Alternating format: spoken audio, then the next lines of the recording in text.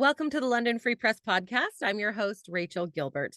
Fresh off Amazon Prime Day, we've got an update on London's new Amazon processing plant. Now, if you've driven by the plant, which is in Talbotville, you can see that at least the shell is built. So today I'm talking with London Free Press reporter Norman DeBono about what's left to do and when it will open.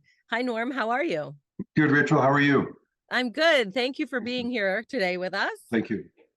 I know you've got your kind of your ear to the business community here in London, and you have for years.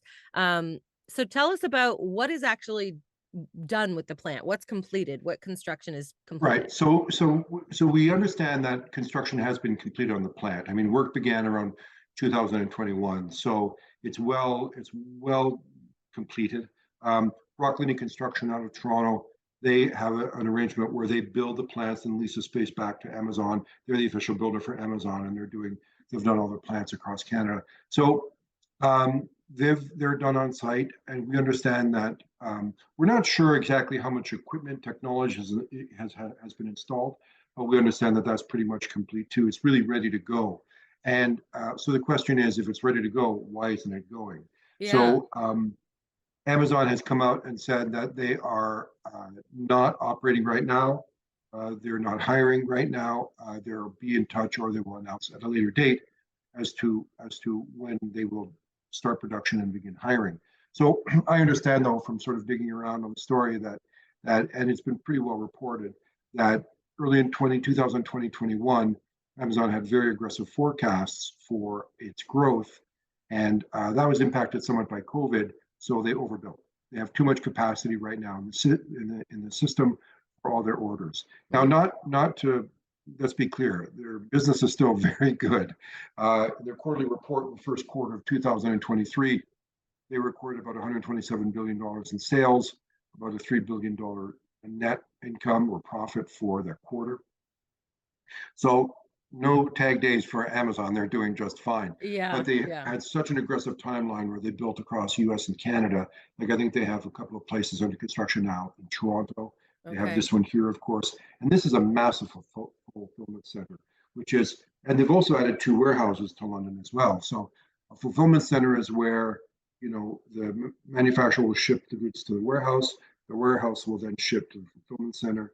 And from the fulfillment center, which is what this is, it'll go out to people's homes. And this is going to serve Toronto to Windsor. It might serve this entire southwestern Ontario region, including the GTA will be served, even though there are centers in Toronto as well. That's how big the demand they feel is going to be. Now they're behind on getting this up and running, aren't they? Or Right. they wanted to get this done in 2022, is that right? Yeah. So they had originally targeted a start date of August 2022. But that's when they had, again, very aggressive timelines. And of course, the demand isn't quite there yet. No business, no matter how well they're doing, is going to want to build a factory, invest in capital, and have it sit idle. That just costs some money. So it's a pretty serious matter for them to not be operating. But, I talked to some analysts in the sector who said they're not worried about it. They're not concerned. There's no question of Amazon's livelihood. They built too much too quickly. Demand is going to catch up.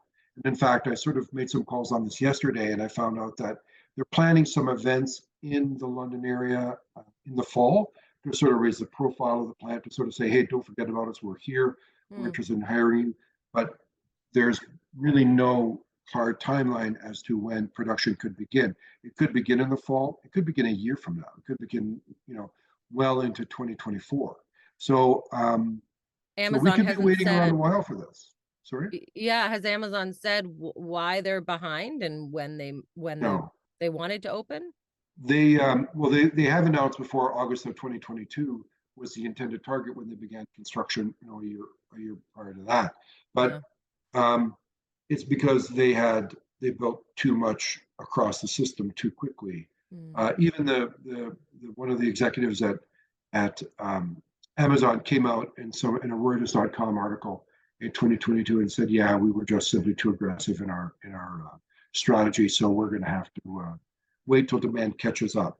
But again, there's another element to this, which one analyst spoke to me about, and that is that this is going to be a highly robotic plant. The London area plant is going to be one of the most technologically advanced in North America for Mm. Amazon. They wanted to be cutting edge technology. That technology is changing very quickly. It's being updated constantly, and they're very concerned at some point about they don't want to install machinery that is dated 6 months later. They want to be very current. So I think there's also that sense about waiting and anticipating what they will need and getting the best equipment for the job. So they're being very careful about that, which is not a bad thing necessarily. But the Sure. bottom line is we have a massive plant, 2.8 million square feet. It dominates the space between London and St. Thomas, just south of London, and we're just waiting for it to begin production. But most importantly, when I ordered something from Amazon this week, it still showed up on my doorsteps. That actually leads me to a question that I had, and I don't know if you know the answer to this, but does this plant and processing plant mean that we in this area will get our stuff from Amazon quicker?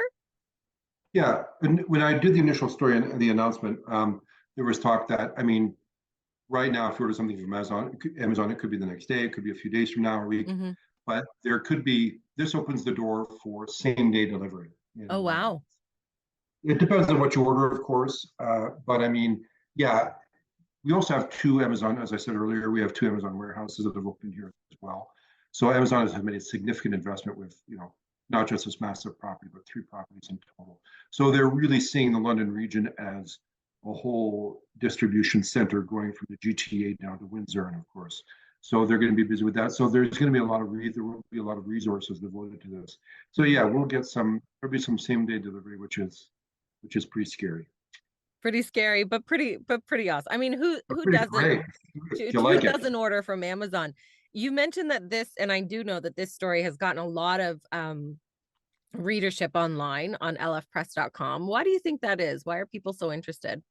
Oh, I mean, I think that, everyone is sort of fascinated by Amazon and the spectacle of being able to sort of, I mean, I'm going to sound like an old guy, but I'm sometimes amazed at how it works. Like you Yeah. have the selection and the price, and the delivery is there. And I know there's some concern that it's going to impact the retail sector, the bricks and mortar retail sector, and I think that's genuine. There's a genuine reason for that, but it really is.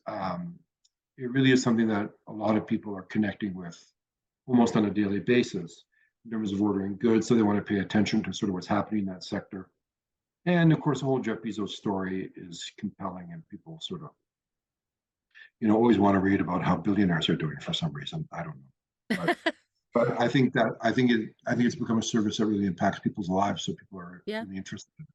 It's almost essential to so many people now, right? So Yeah. do we know how many people they're going to hire eventually? And we don't know when Well, they're going to hire, but do we know how yeah, many? yeah. There's talk that it's going to be 2,000 workers. 2,000 workers is what they're forecasting. I don't think it's going to be that high right away, but they're eventually going to ramp up to that depending on how production goes. They have posted some jobs already, some senior jobs, but I don't know how. But I understand also they're not very aggressive in their hiring right now. They're sort of starting to do that slowly, and I think in the fall they may ramp up. So as I said earlier, they're talking about sort of having a higher profile in the fall, and then maybe launch and production begin after that. But it could be in the fall, or it could be well into 2024. We're really not sure yet. People aren't sure. I think Amazon may not. You mentioned that there's 4 gates to the London operation. What are those 4 gates? Well, that's analyst talk for the 4 sort of cycles of production, the four elements that are going to go into opening the plant, and that is, the building of the shell is one, which is done. The installation of technology, which is significant because again, it's cutting edge technology, and they want to get that right, and it's connecting to the supplier network. So once it's up and running, and once it has the technology in place and all the robotic facility for sorting, it has to start sort of speaking to those 2 warehouses in London, or those warehouses in Toronto, fulfillment centers in the Toronto area, as to sort of to get goods shipped. So that's one gate. And then the final gate is the workforce, is the hiring of the workers and getting those people in place, which is, of course, where it's all going to come down to for us. There's been some criticism about Amazon's how they, how they treat their employees. Right. Do you think there's Yeah. going to be a lot of interest from people in this area to work there? Yeah, well, I think it has a bad reputation. I think you're right. And I Yeah. haven't spoken to Amazon about that, and they won't really address that directly. I think they're very aware of it, and I think they've tried to take steps to sort of remediate that. So there are reports in the US of people having, not being able to go to the bathroom and having to wear adult diapers, on site. I mean, Mm-hmm. it's terrible, Yeah. being able to sort of not have time to do things. I haven't spoken to workers about this, and of course, it's not a unionized plant, so it doesn't have representation that can speak directly for it. So, but I think that they are. I did speak to some people who Amazon has been in contact with hiring agencies in the city and area to get workers here. Okay. And I think I've been told that they're very aware of that. They're concerned about it. They want to start to dispel that. I think they're starting to pay a little more wage. There's talk about $20 to $22 an hour in terms of a wage. There's talk about better working conditions. So I think what I've heard from employment agencies is that they're aware of that. They don't like it, and they want to try to address it. So as to what that looks like, I really don't know. We'll have to wait and see. We'll see. But I mean, it's going to be interesting to watch to see how that sort of plays out. Talk about how what this will do for the local economy. Often when certainly we know when auto manufacturers set up, there's a lot of spin-off plants and spin-off jobs kind of down the line because of Yeah. that.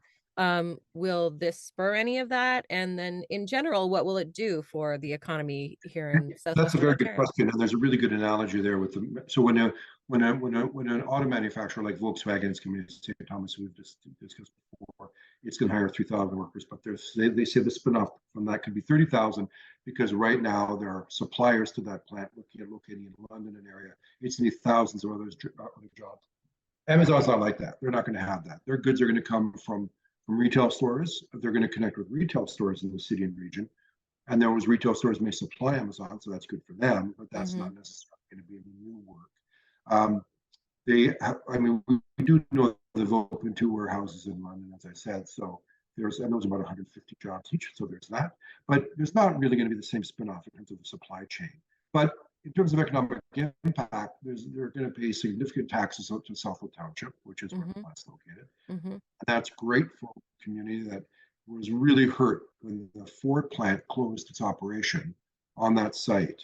It was a real blow to Southwood Township in terms of its lost revenue. It's going to get some of that back, and that's good for that community. But we're going to have 2,000 people there. They're going to be working. They're going to be making money. They're going to be, shopping, and maybe if something other than Amazon, or going out for dinner, or buying a Tim's on the way to work. So, Sure. it's anytime there's high employment and a living wage is paid, and I don't know if that's the case on Amazon, but we'll have to wait and see. That's nothing but good news. Yeah. Well, we're certainly going to follow your story because I know there will be more on this. Hopefully we'll get some more hard timelines coming soon, but we'll look for more in the fall, certainly from Amazon, and watch your stories at lfpress.com. Thank you so much, Norm. Thank you for this today. It's been great chatting with you. Thank you again.